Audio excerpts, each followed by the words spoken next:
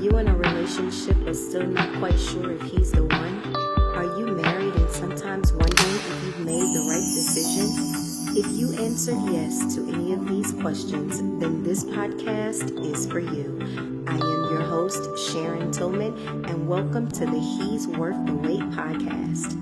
This podcast is to promote healthy, whole relationships and to educate you on how to produce the very best version of yourself so you can meet the very best version of the one who has been chosen for you. Go with me as I share my story, as I share my journey, as I share my truth and my testimony while inspiring, uplifting, and encouraging you to know that He is worth the wait. Let's talk.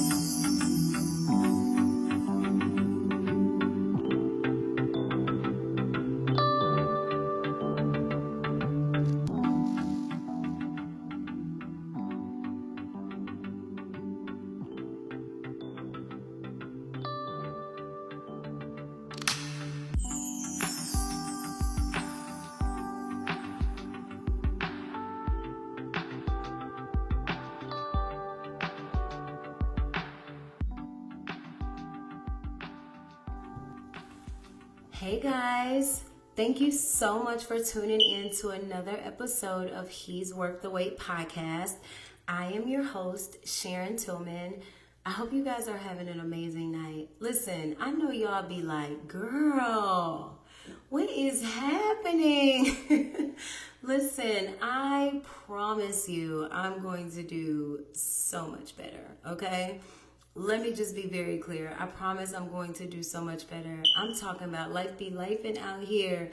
And I get so busy sometimes that I don't get to, put the episode out or, just do whatever I need to do. But I do want you to know that I'm going to do better. So I apologize that it's been 2 weeks, right? I apologize, but I'm going to be better.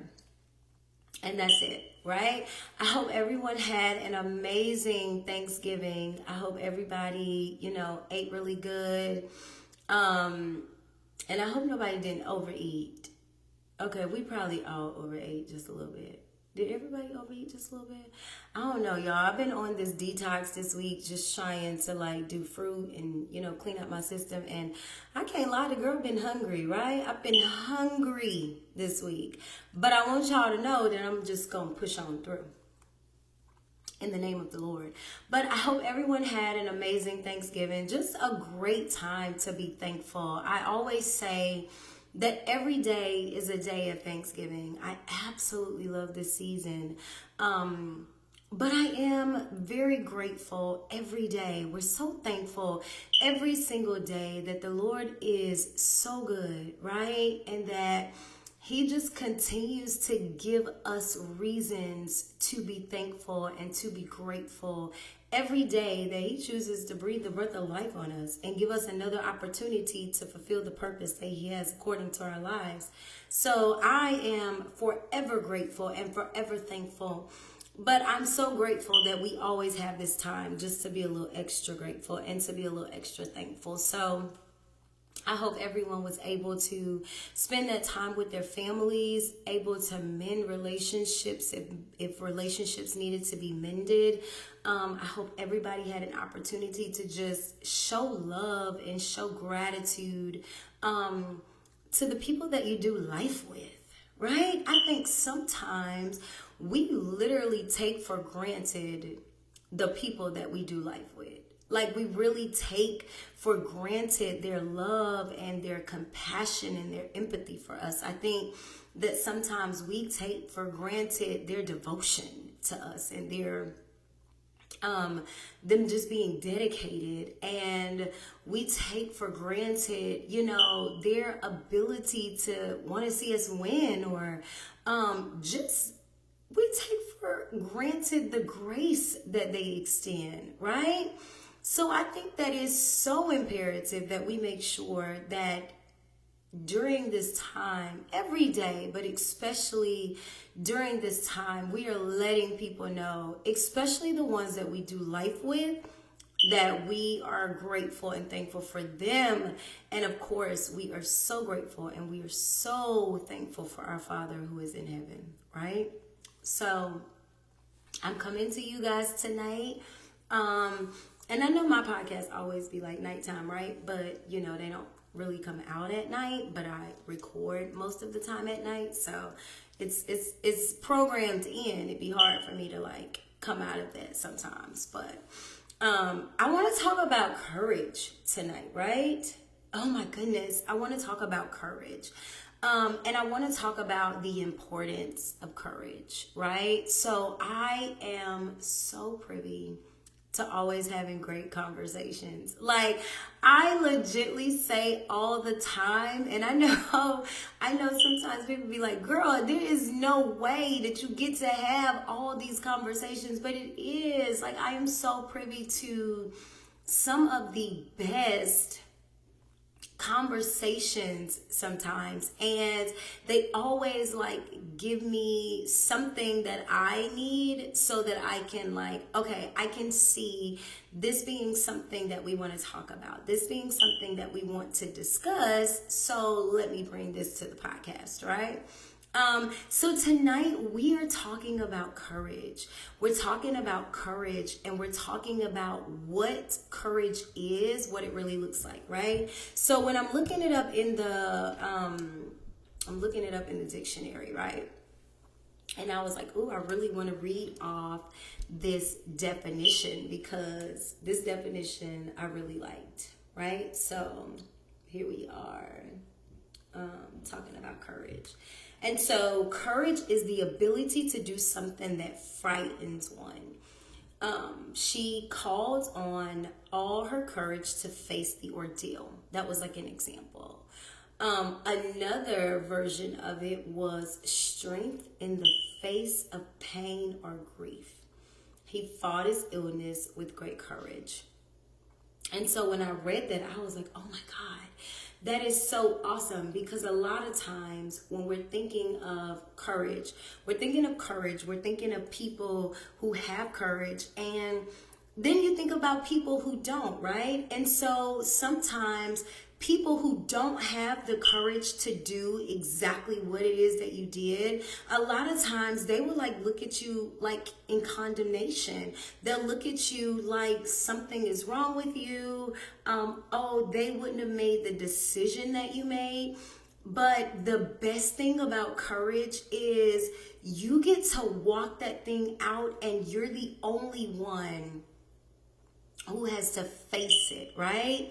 And so because this is a relationship podcast, we're always talking about relationships. We're always talking about oneself. We're always talking about being better and getting better, right?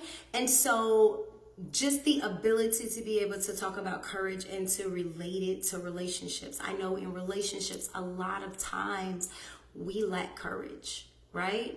And it's like, do we really lack courage, or are we really just afraid to embrace courage because it requires another step? Like, it legitimately requires us to move into that place that frightens us. Move into that place of discomfort. Move into that place of the unfamiliar. Move into that place of the unknown. And a lot of times, because you're so afraid of the unknown, you're so afraid of what can happen next, you're so afraid of, if you don't know what it looks like on the other side, you don't know if you want to cross the other side, then we resist the courage that's on the inside, that I believe each and every one of us have. Each and every one of us have courage. Everybody just doesn't utilize courage. So I'm having a conversation with a friend, and so we're talking about just moving forward in life. And we're talking about relationships, because I'm always talking relationships with somebody. So we're talking about relationships, and we're talking about them being in a particular relationship that they kind of don't want to be in anymore. They really don't want to be in anymore, but it's almost like an obligation to stay there, or an obligation, and it's like, I don't know what life looks like on the other side. This person has been there for me since this is my familiar, right? And so when things become familiar with us, a lot of times we just hold on to them. We hold on to them because we don't know what it's going to look like. Sometimes we hold on to them because we don't want to hurt the other person. We will hold on to a situation where we don't want to hurt the other person's feelings. So we resist the courage that we have on the inside to walk away from a situation that we know that we need to walk away from, because we don't want to hurt them. And see, when I say hurt them, a lot of times it'll make you feel like, oh, what, they're being so good to you and they're doing this to you. Not necessarily, because a lot of times we can see the red flags. We can see the things that are not working. We can see the things that are like no-goes, like, why am I putting up with this again? Like, what is happening? But because we don't have the courage to necessarily walk away from it, or because we're resisting the courage to walk away from it, we find ourselves making excuses for it. We find ourselves justifying reasons for it, reasons to stay, reasons not to walk away, reasons not to leave. And it's like, why are we doing that? What is it that is hindering us? What is it that is keeping us in this place that we know that we don't need to be in? Like, we are holding on to things that we know that we need to be ridding in our lives so that we can be free, so that we can be whole, so that we can be better. But because we're holding on to these things, we are literally, they start holding on to us. Can I just say that? Okay, so jumping really quick, I was at work last night and I had the opportunity to talk to my mentor. And this is like my spiritual accountability partner. And I normally don't, converse with her back and forth at night when I'm at work, because I am privileged to be able to go to sleep. So, when I get to work at night, the girl is out, right? But last night I just couldn't sleep. I could not sleep. So this was an opportunity for her and I to like really just converse, right? And so we're talking about, my journey in losing weight and all of the things that, I've been doing as far as that goes. And it was such a revelation to me, because the best thing about losing weight is you take a lot of pictures, right? And so I'm not a scale girl. I've never been a scale girl. Like, I feel like the scale is super discouraging, and you would be eating rice cakes with bananas, honey. And you will be drinking water, and you will be running around the neighborhood, and you will get on that scale, and that scale won't move, and it will discourage you. So we don't, her and I, the scale, we don't see eye to eye like that. So I don't use her to track, right? I'm a picture girl. I am very visual. So I take a lot of pictures, and I've got an entire file in my phone from when I first started this journey up until now. And so I went back to the very first picture from where I started my journey and compared it to the picture where I am now.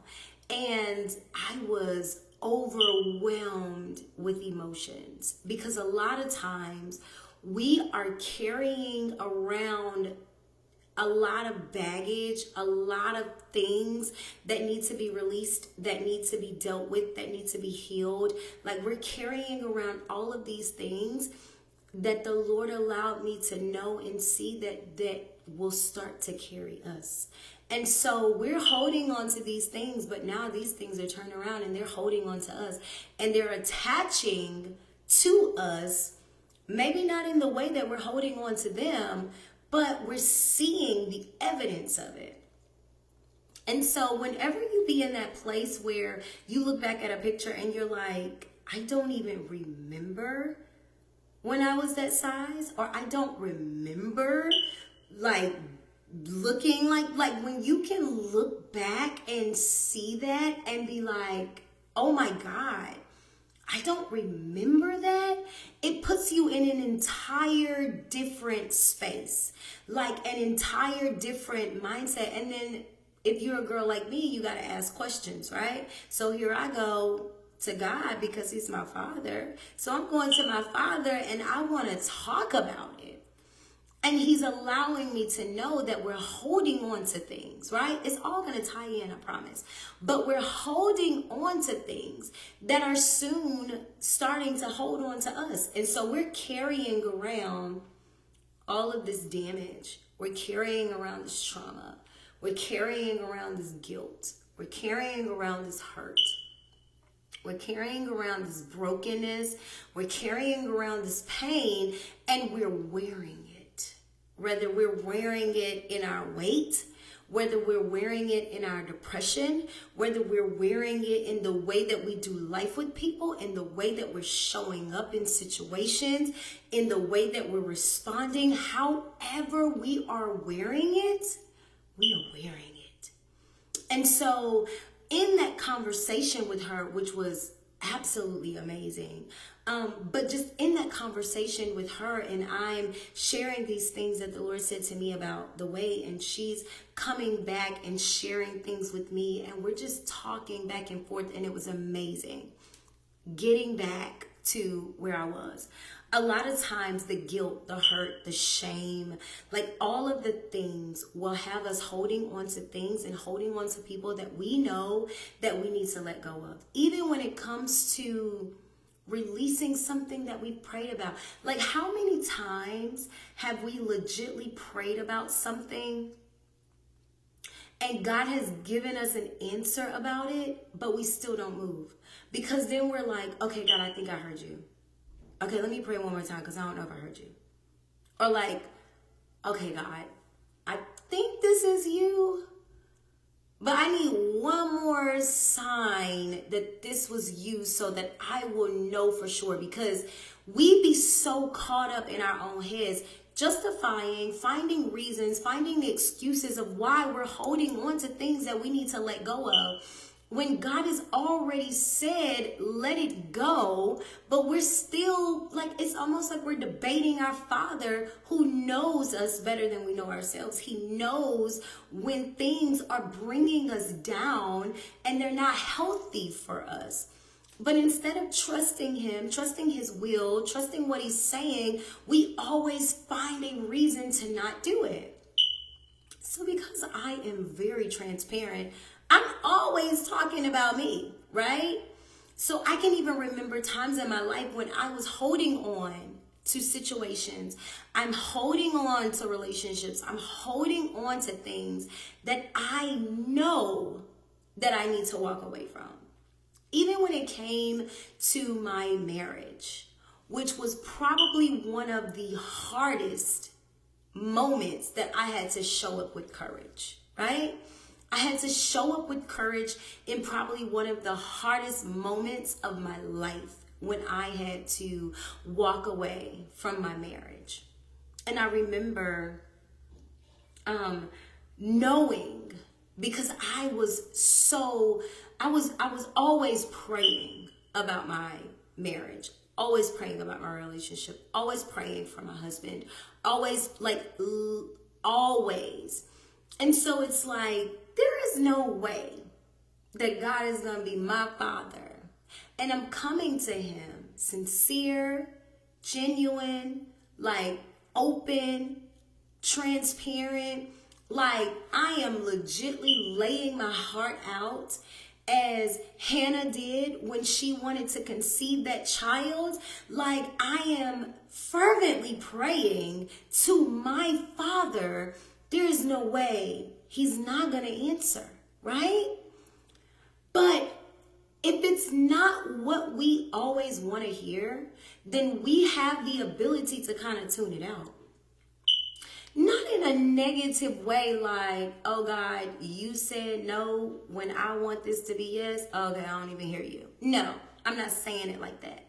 I'm saying, like, when we go to our Father and when we're praying about something, if we're praying in one direction because we're thinking that this is the only direction that God is going to answer in, it's like we have already made up our minds that if I'm bringing this to my Father and I'm praying about it, he's going to fix it. And it's going to work out. We never consider that his fixing it might be us utilizing the courage that's on the inside of us to walk away. We never consider that. And so when we've made up in our minds that my Father is going to fix it, I know he's going to fix it, he's going to work it out. Oh my God, we're going to do life together because this is going to be a testimony for us. Like, when we're like in that state, it's like God is like, okay, I've already told you. I've already given you an answer. What else do you want me to say? It almost reminds me of the story of Baal, right?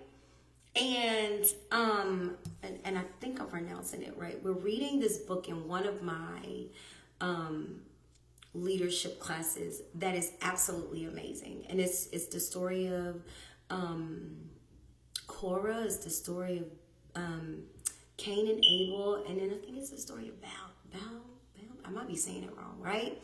But let me tell you this story, and then you can get it in the Bible. But in this particular story, it's like God has already said, like, we know the word, but it's like we'll find a way to make it fit, suitable for us and what we want and what we desire. And it's like God has already said what we need to do. But if we're not listening to him, then it's like, okay, you're not listening. Then God is like, okay, you want this? Go for it. Right? And so I feel like in prayer, if we've already got our minds made up one way, then it's so easy for us to get distracted. It's so easy for us to say, okay, God, I know that you're coming through this way. Because in my case, it's like, God, you love marriage. Marriage is a representation of Christ and the bride. Like this, there is no way that you're not going to fix this because you honor marriage, like you love marriage. Like in my mind, I'm like, I know that if I'm denying myself and if I am coming and I am praying and I am fasting and I am doing all of the things that I know to do in order for me to save in my mind, right? This is that then mindset, right? To save my marriage, then I know God is going to honor it because I'm faithful to him. I love him. I'm devoted. I'm doing it the right way. Like I'm honoring him. Even in my marriage, I'm honoring him. Like I know he's going to do it for me. And when it came out to look different than what I was praying for, then it required courage. And so when I went to my Father, I asked him, not just for permission, I need permission to choose me. After you've already said so many times to do it. But God, I need the courage to walk away. Because when you get to that place where you've been with someone for so long, you don't know what it looks like on the other side. I used to hear people say all the time, when it came to jobs, when it came to relationships. Like, I used to hear old people say, like, not old, like 75, 80 old, but like older people who were married for like 45 and 50 years. I encountered more 45 and 50-year married people who were just there, right? And I used to hear people say all the time, like, you know what you got, but you never know what you're going to get. I just rather stay here and deal with what I got and what I already know, what I'm familiar with, than to have to go out here and do it over, to go out here and start life again, to go out here and gotta get to know somebody and all of the things. And like, we grew up thinking with that mindset. So even in my own marriage at one point, I adapted that to where I have been doing life. And so my story is open, right? So I have been with my ex-husband since high school. We were like high school sweethearts, right? I didn't come from a large family background. I didn't have like a family structural foundation. So like, this dude and his family was legitly like all I knew at one point.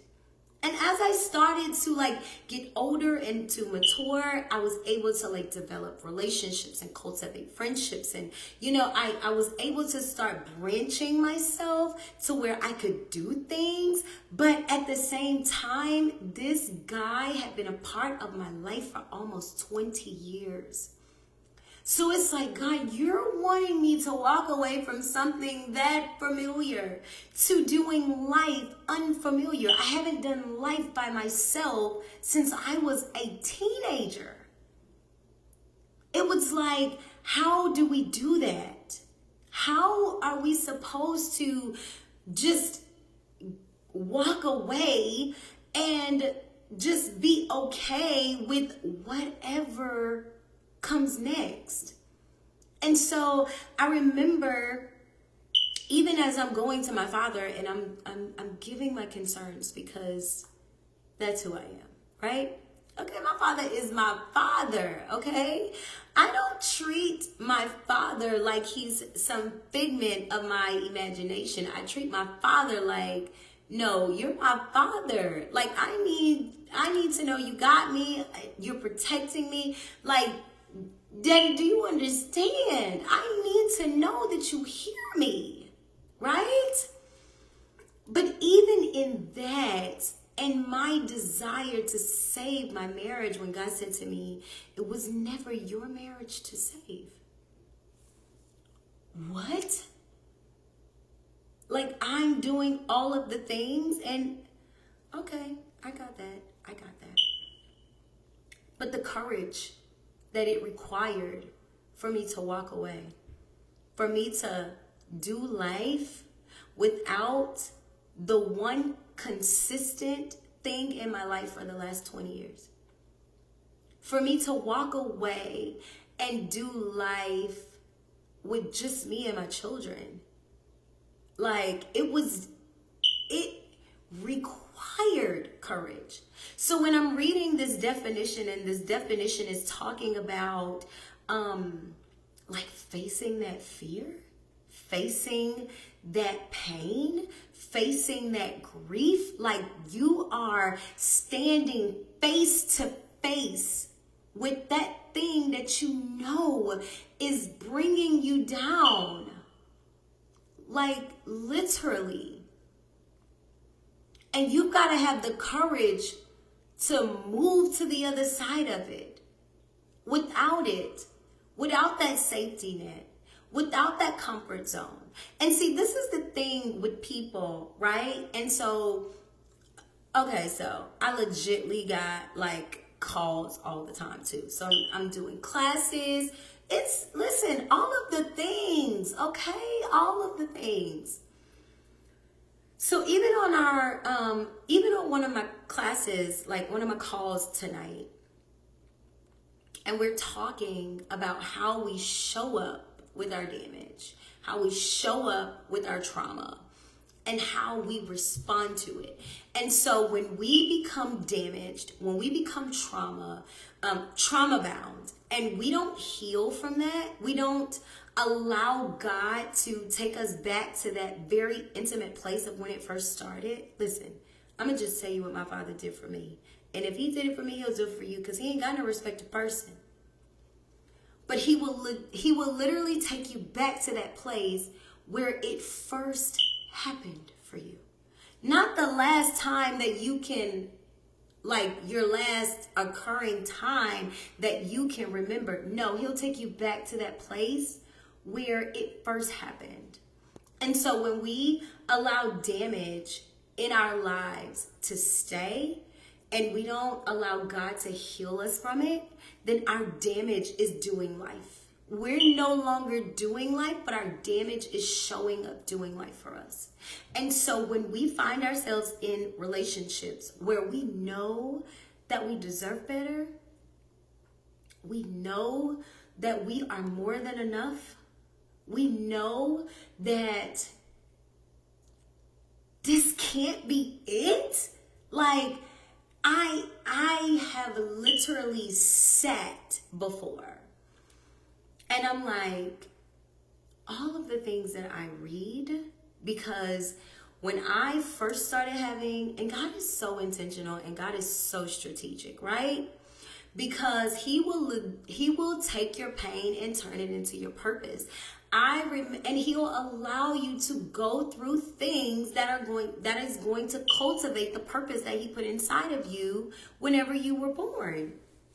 Even before you formed you in your mother's womb, he had that purpose for you. The things that he put inside of you at birth were all of the things that you needed in order to fulfill that purpose.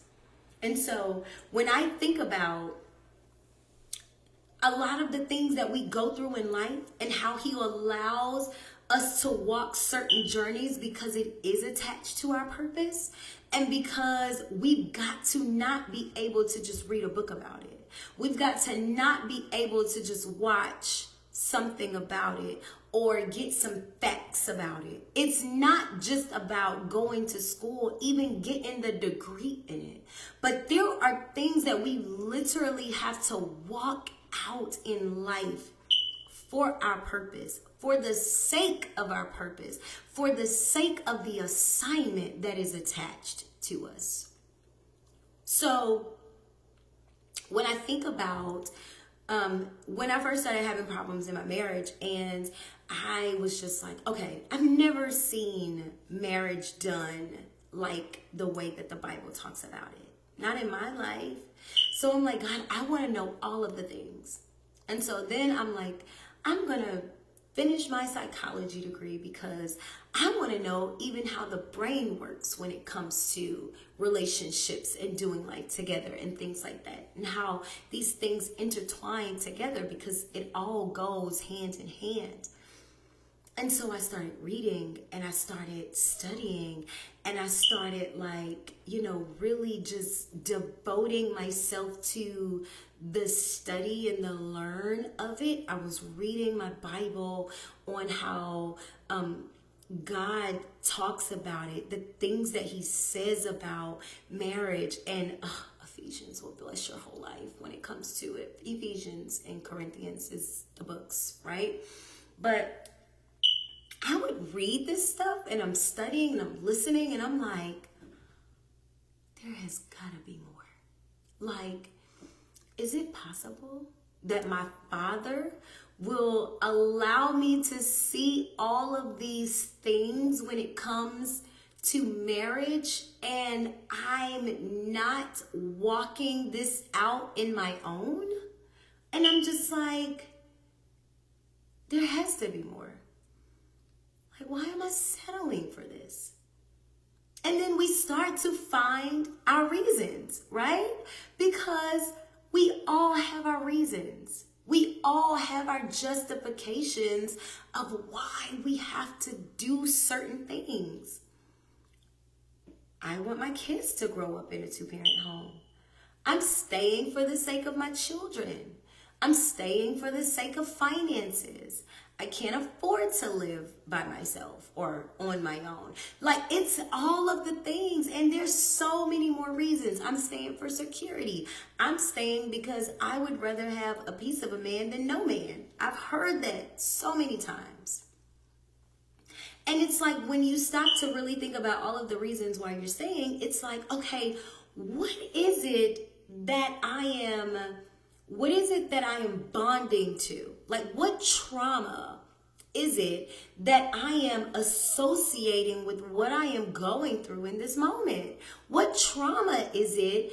What damage is it that is connecting me here, that is causing me to stay? And a lot of times when we don't do the work, because if we haven't done the work and we don't know what it is that God wants to do in us, if we don't know what it is what the why behind what we're going through, the where to the purpose according to God, what he's going to do, even when it comes to things where we need to be healed, like the process of healing, right? And so when we don't know these things, our damage is just doing life. Our damage is just showing up. Our damage is just responding. And so whatever that thing is that is holding us there, whether it's insecurity, whether it's brokenness, whether it's trauma, whatever it is attaching to that resistance of the courage to do what is necessary. And I know this because I lived it. Like, one of the best things about my life is I don't talk to talk. This girl has been through some things in my life.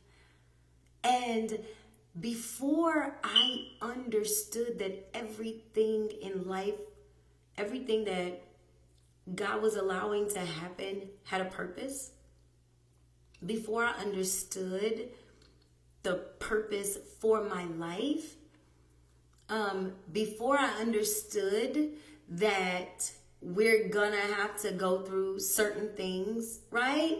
I would just be like, oh my God, like, the hands just don't get no worse than mine, right? I'm a spade player. The girl loves to play spades. I've been playing spades since I was like 5 years old. Thank my mama for that. But I love to play spades, right? And like, because I've been playing spades for so long, and when I get the right partner, like when I get to play with my mom, when I get to play with my dad, like, we go in, okay? Y'all don't really want to play spades with us for real. But like, we can take some of the worst hands and still come out on top, right? Because we play the game. So when I'm thinking about it, I'm like, this gotta be the worst hand that anybody can ever be dealt. How am I supposed to like make any books out of this hand that I've been dealt? That's how I would previously view it.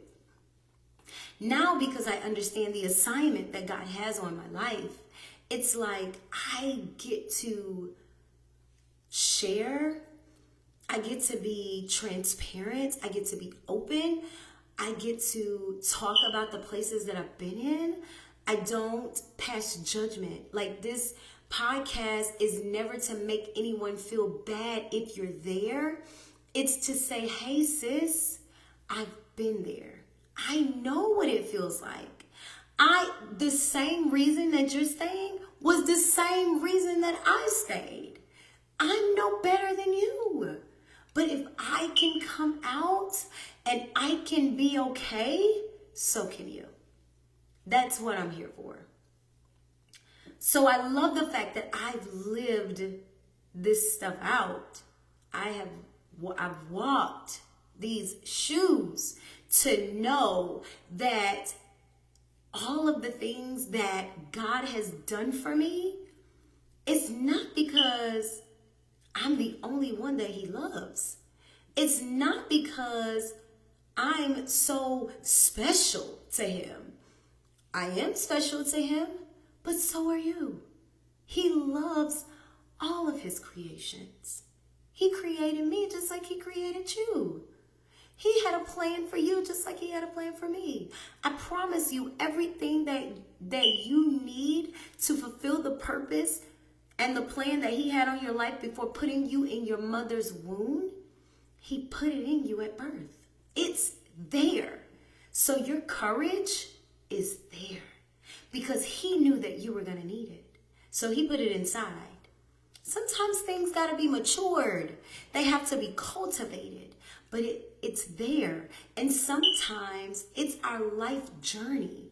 It's the things that we go through. It's the things that we have to experience that helps cultivate the things that are on the inside of us so that we can walk this journey and this purpose out according to God.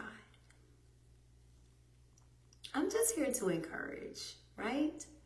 So I want you to know that all of the reasons were the same reasons that I had. Like, I don't want to do this by myself. Like, I believe that they're going to change. How many times have we tried to change people?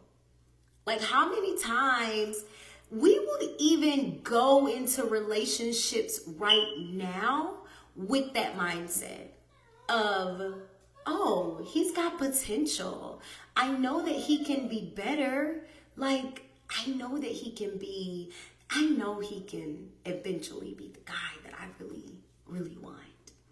Because a lot of times the fear of being single or being alone, air quotes, if you could see me air quoting, right? Because everybody feels like every person that's single is just so alone. No, I'm single. I'm not alone. But the air quotes of people would rather have a warm body that comes home, even if they don't come home. Even if the body comes home.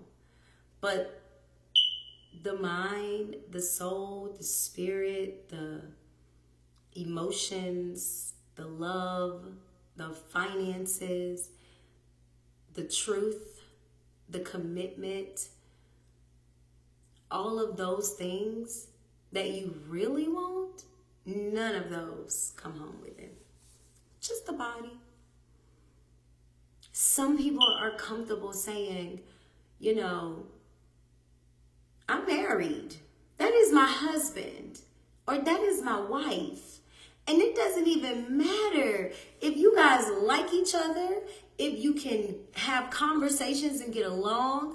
Like, it doesn't even matter if you are on a functionable level. It's the title or it's the fact that you got somebody at home that makes you feel like, okay. Because people who are married, and I used to hear this all the time when I was married. And so I used to always make sure that I didn't do it because it was always like married people were better than single people. Guess what? It's not true. In fact, single, right? Being single is your opportunity to live your life the way that you want to live your life as long as it aligns with God. Like, you got your father to align with, but you don't have your father and then another being that you have become one with, that you got to do life with, no matter if you want to or not, you feel like it or not, you like them or not. Like, you don't get to go to your mama's house, or you don't get to put him out for a week and not talk. Like, you don't get to do those things when you choose that covenant. It is very, very serious, right? So people will feel like if they're not married, then their life is not sufficient, that they're missing something, that their life is incomplete. And that is not true. And then I hear all the time when the Bible says that it is not good for man to be alone, right? And how we need people. Yes, we do. We need people. But a lot of times people think that when the Bible talks about a helpmate, that it's automatically talking about relational. And that is not accurate. The person that you need could be a best friend. The person that you need could be someone that you need in your life to cultivate something that God wants to get to you on the other side. It doesn't always mean relational. It doesn't always mean that you're supposed to be married and your life is incomplete without marriage. What about fulfilling the purpose for your life? How do we connect ourselves with another being, with another life, before we can do the purpose that is for our own life? Getting married doesn't negate your purpose for being. It doesn't negate your purpose according to your Father. You getting married doesn't mean that, okay, now I'm married, I don't gotta fulfill that purpose that he had for me before he formed me in my mother's womb. Now I'm over here with my husband, or I'm over here with my wife. Well, husbands don't say wife like that, right? But I like to say husband like that, right? So now that I'm over here with my husband, or I'm over here with my wife, then we doing life together. We gonna fulfill the purpose. You don't get to negate your Father. You don't get to negate the purpose that your Father has for you, because being a wife is not your only purpose. If God called you to be a wife, is it a part of your purpose? Absolutely. It's a part of the way that you're going to show up in your purpose. It's a part of the way that you're going to show up with your spouse in your collective purpose together. When two become one, we both are going to the altar to die. I'm going to die of myself. My husband is going to die of himself. And we're going to be born together, connected together as one. So the one is going to come up. The two are going to die. Oh, y'all don't want to talk like that, right?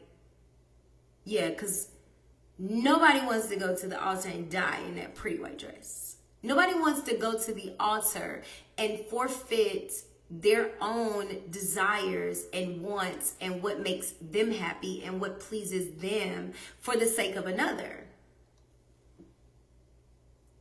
But that's what's required. That's what we're doing. Because I'm going to be in tune with what he needs.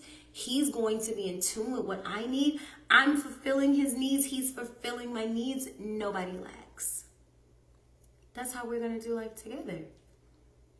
That is what's required, right? That is what's required. So a lot of times people go to that altar and they thinking, okay, now I'm just doing life with my husband. And so we're going to do things together. But that doesn't negate the fact that your purpose, according to your Father, still has to be fulfilled. That's your reasoning for hitting this earth. To fulfill the purpose that your Father had for you. You don't get to negate that. So it's so important for us as singles, right, to fulfill the purpose. What are you doing while you're in your waiting season? What are you doing while you're expecting your husband? Not anxiously anticipating him, not anxiously waiting for him. We not sitting on the couch eating Funyuns waiting on him. We are not fixing our credit waiting on him. We are not pursuing in life waiting on him. We are not buying our properties and houses and getting educations and becoming better waiting on him. We are not doing our work waiting on him. Becoming healed, becoming whole, facing your trauma, facing your damage, allowing your Father to heal you, allowing your Father to raise you up. fulfilling the purpose that He has according to your life. We are doing all of the things in the waiting season. If your waiting season doesn't look like you working on you and fulfilling your purpose, then maybe that's why your husband's not here yet. I don't know that for sure. I'm just saying. You know what I'm saying? I'm making reference to this is what we're doing. So you don't get to not fulfill your purpose, because marriage doesn't take your purpose away. It just gives you another purpose, because you've got your purpose that you've got to fulfill as an individual, because you are still like, you still got to be identified, right? We can't just walk around just being wife. I said this, I laughed at this. I think I said it on my very first episode. I could be wrong, but I think I did. And I remember when I first got married, and people used to be like, oh my God, that's Johnny's wife, right? I'm just throwing a name out there for reference. That's Johnny's wife. Hey, Johnny's wife. Oh my God, hey, Johnny's wife. And I'm just smiling. Hey, because I'm just being identified as Johnny's wife, and I'm so happy because I didn't have an identity. I didn't know who I was. How are we going to show up and just gravitate or take on the identity of someone else and not the identity of our Father? You got to know who you are. That is so important. Knowing who you are is imperative. Knowing what your purpose is, or your Father's purpose is for your life, yeah, imperative. Now, does it get better with marriage? Absolutely.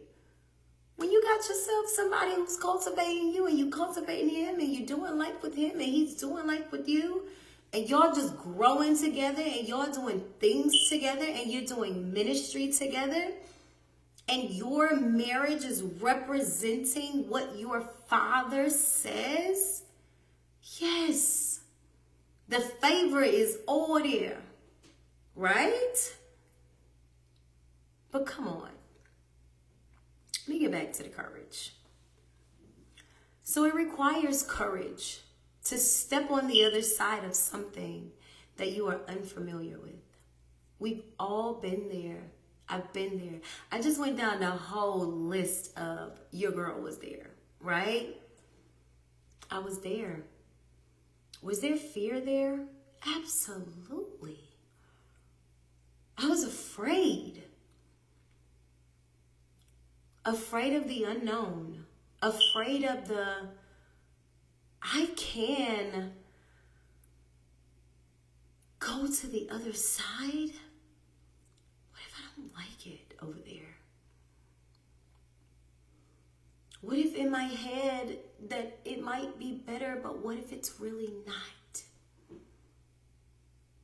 Do we want to die of the regret of, oh, if I would have just ever had the courage to walk away, the courage to leave? And we talk relational a lot, but guys, this can be a job.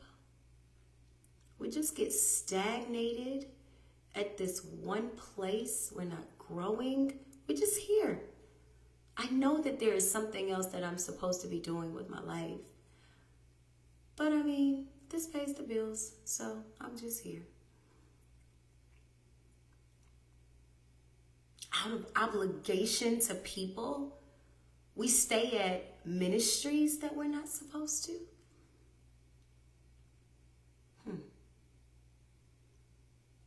My father went here. My mother went here. My family is here. It just makes sense. I'm supposed to be here. But are you? Are you growing? Is God able to use you the way that He desires to use you?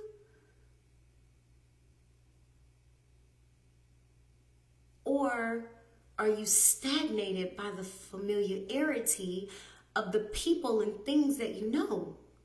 There's no discomfort in familiarity. This is why the Bible separates.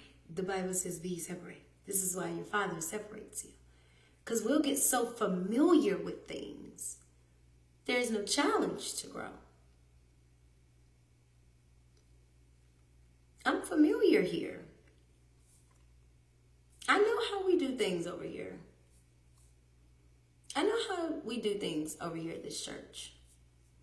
I mean, my daddy was the deacon here. I know how we do things. I've been going here my whole life.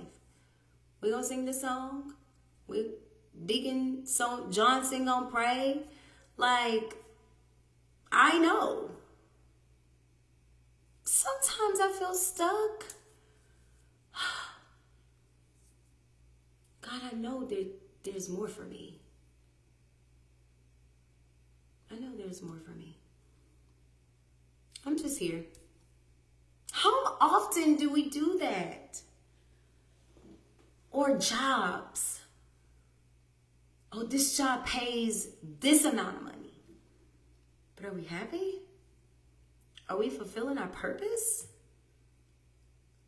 Are we up there just getting the bag, but everything else on the inside is dead? The bag doesn't bring life. I'm just here. And I make the money that I want to make. And I make the boss moves that I want to make. I mean, I'm empty. Like, I guess I don't really feel fulfilled here. But I mean, at least I ain't like struggling. I can pay my bills.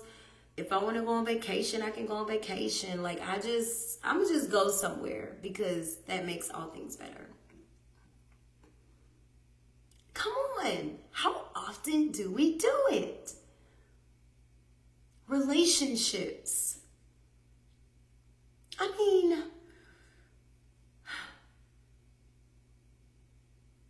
I know that I deserve better. Like, I'm a good woman. I'm beautiful. I keep myself up. Like, I cook for him. I clean. Like, I do his laundry. Like, he don't prioritize me. He doesn't date me anymore. I mean, half the time he don't even act like he want to talk. Like, I feel like I'm forcing conversation out sometimes. Like,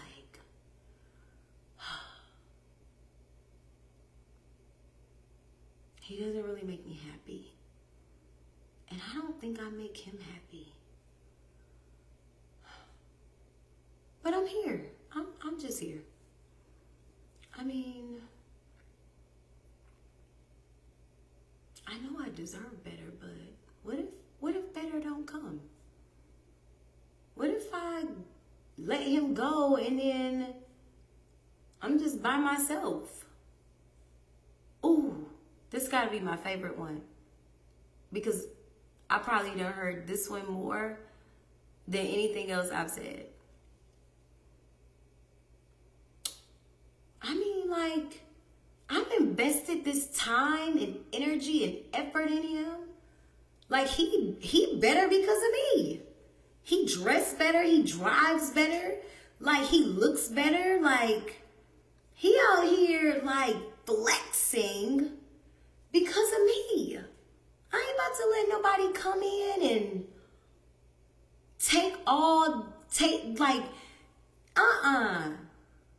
I let him go and then he get with somebody else and she get to reap the benefits of all the hard work that I've invested and put in. I'm not doing that. I'm just stick it out until cause he gonna Like, he gonna change. Like, I know he loves me. He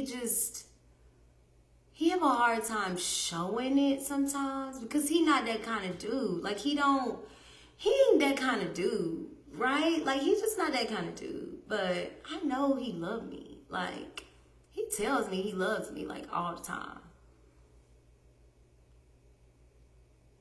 But love is action. Love is not something that you say. Love is something that you do. If I love you, you're going to know that I love you by the actions, not by the words. Words come a dime a dozen.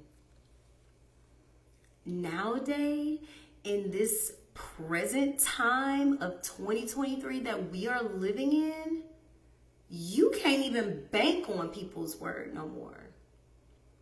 Like, people will legitly lie right to your face. Straight face and all, just lying. No conscience, no remorse. Like, they don't even feel bad about it no more. Just lying.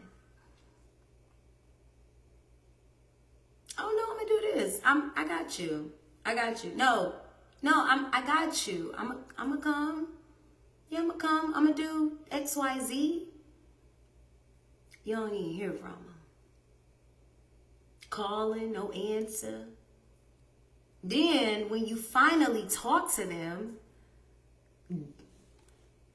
they blaming you. Like, they done reversed it on you. Like, this thing, now it's your fault.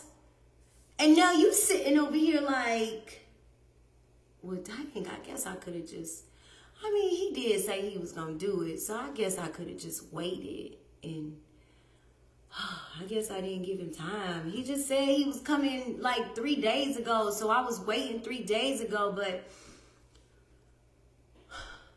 I guess you're right. I guess I could have just waited. Like, I don't know. I guess it don't matter now. Like, I'm just here. Are we living?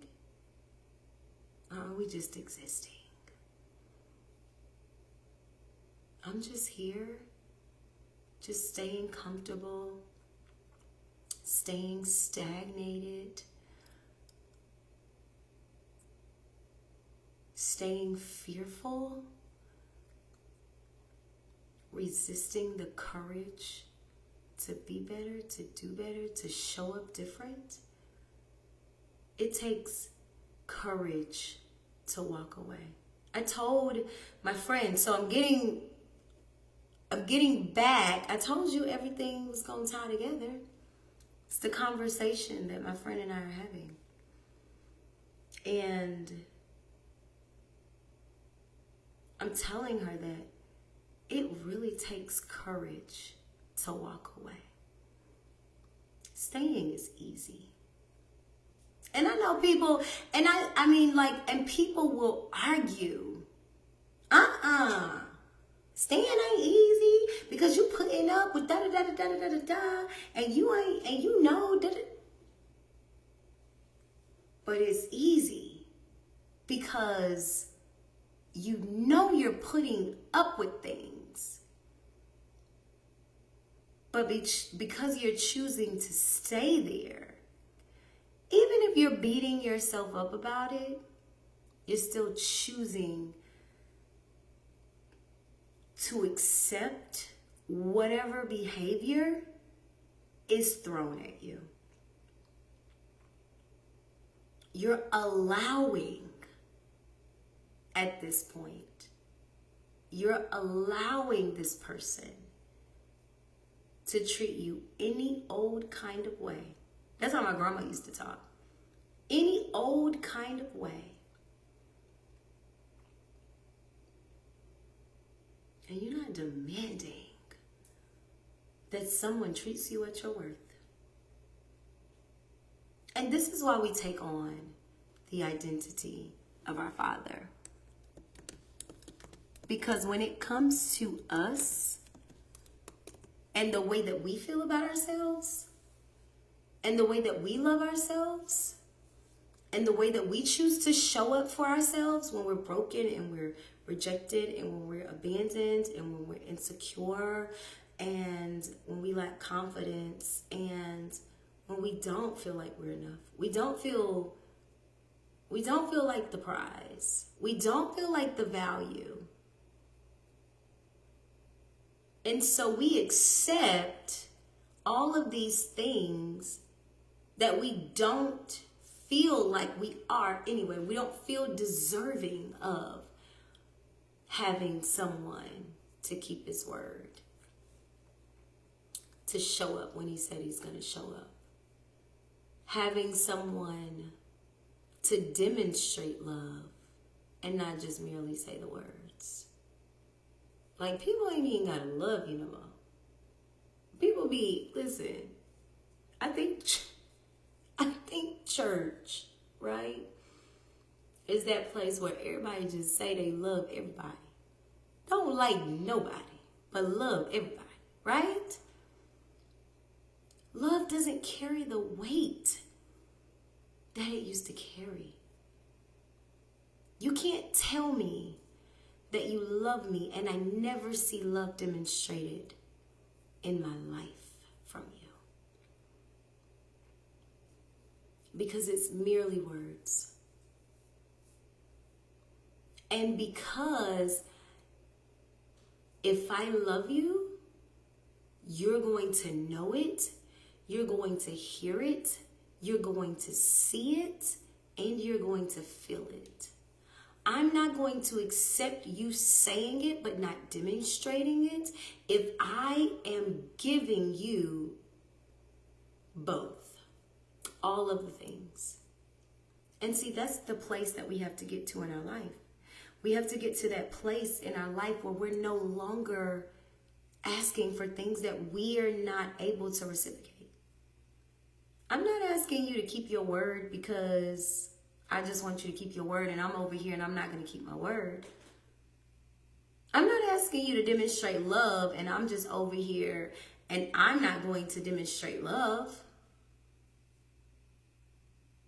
I'm not asking you to prioritize me if I'm over here and I'm not going to prioritize you. But because our Father gives us identity, our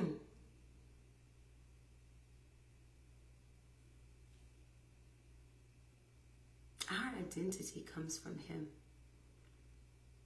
And when you know the identity given to you by your Father, when you're able to walk in the identity that He's given, when you know who you are according to Him, according to your Father, and what He says about you,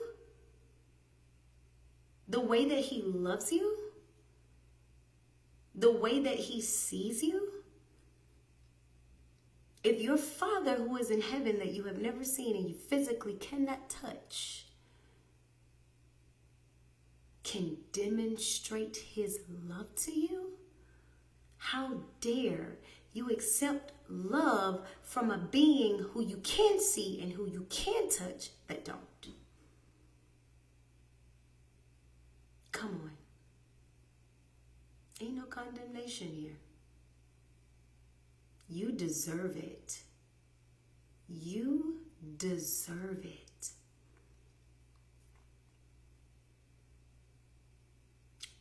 All of it.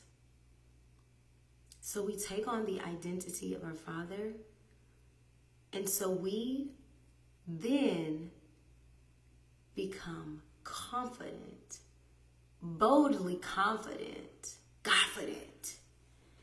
in who He's called us to be. And we can show up happy, healthy, and whole. Because we need to be whole, right? I don't want my husband to come to me and he be my half and I be his half. Nope. I'm a whole being over here. So when my husband finds me, I need him to be a whole being. And these two wholes are going to come together and make one.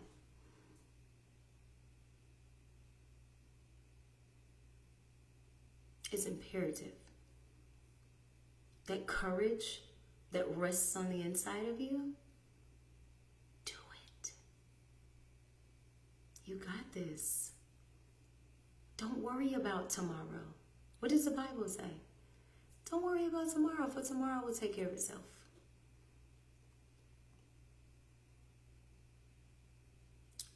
Don't focus on the loss. Focus on the gain. I may be losing the one familiar person. And now this would be my situation. I'm losing the one familiar person of almost 20 years of my life. But I'm gaining peace. I'm going to gain healing when I submit it to my Father. Happiness, healthiness, wholeness.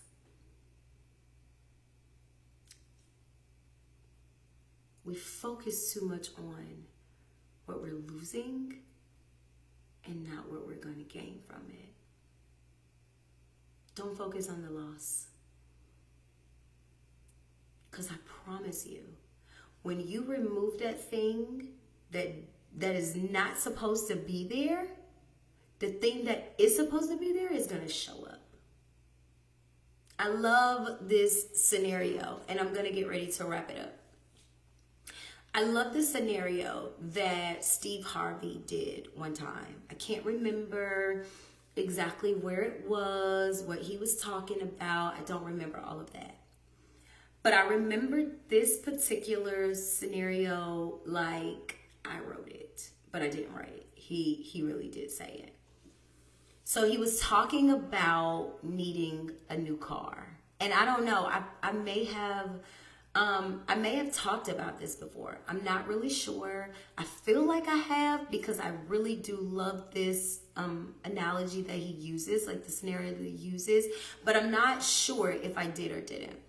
I'm going to talk about it one more time. So next time I can be like, yep, because I talked about it one more time last time. So he talked about needing a new car. And so he had this old busted up car in his yard. I don't think the car ran. I think he was constantly like working on the car. And I don't know, I think he was like saving money to invest in the broken car that needed to be fixed. And his mom is like, Steve, you need to get rid of that car so you can get a new car. It's like, Ma, I ain't getting rid of my car. This car paid off. I'm finna do a little work to this car. I ain't finna get rid of this car. I'm just gonna do a little work to it and it's gonna be better. Ain't this us? Listen. So he just kept investing money, kept just trying to get the car to work, and the car would never work. It was just a busted up car. And it was past its expiration date. So finally, Steve made the decision to get rid of the car. He removed the car out of his yard, got rid of the car, and then was able to be blessed with this new car. And so I love that, because when we're thinking about it, it's so relatable. We're just holding on to that busted job, that busted relationship, whatever your thing is, right? Because we've all had and have things. Ain't nobody better than the other. But whatever your thing is, we're holding on to it. We're investing in it. We're spending money on it. We putting time on it, energy, effort. We putting all of this in this thing that doesn't work. When your Father is saying, if you would just have courage, ooh, and move that out of my way, I'll send you what works. And so I want to encourage you, no matter what your thing is, because we all got different things.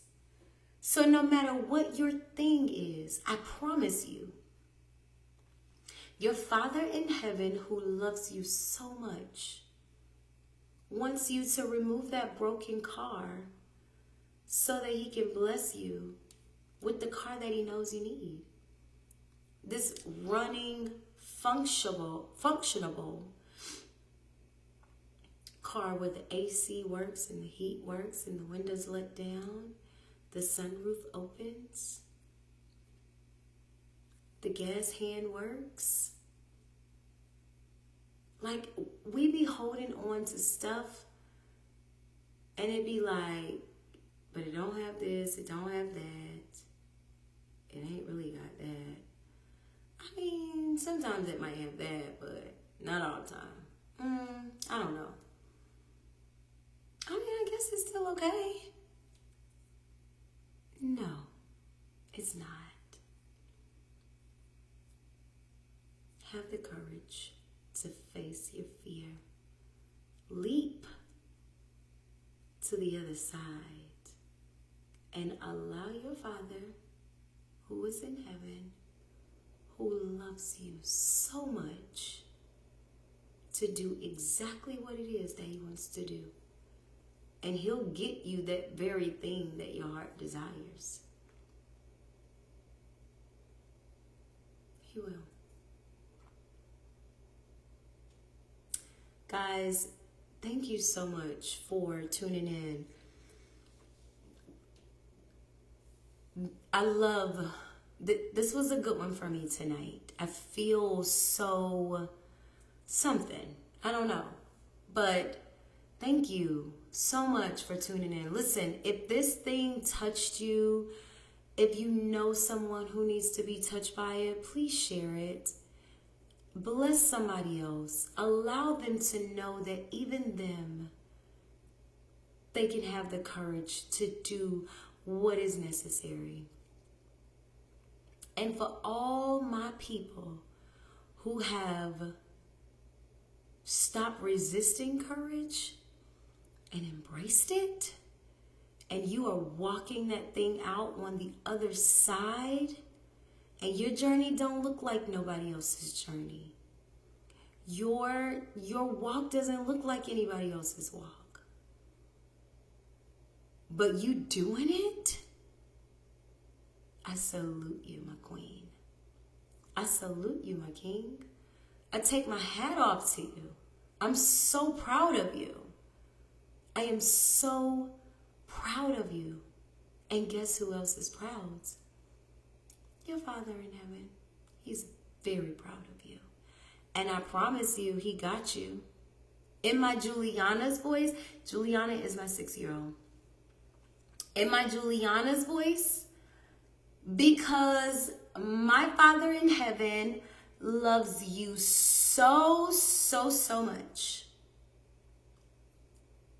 So because he loves you so much, he's got you. I promise he's got you. Don't you ever forget that. Listen, I love you guys for real. Thank you so much for tuning into this podcast. I appreciate each and every one of you who listen, even when I be like skipping a week. I love y'all. I love y'all for real. And this ain't no, listen, this ain't no words. I love you guys for real. And I thank you guys so much for, staying dedicated and tuning in and listening and sharing and liking and all of the things. I really do. And I want you guys to have an amazing night.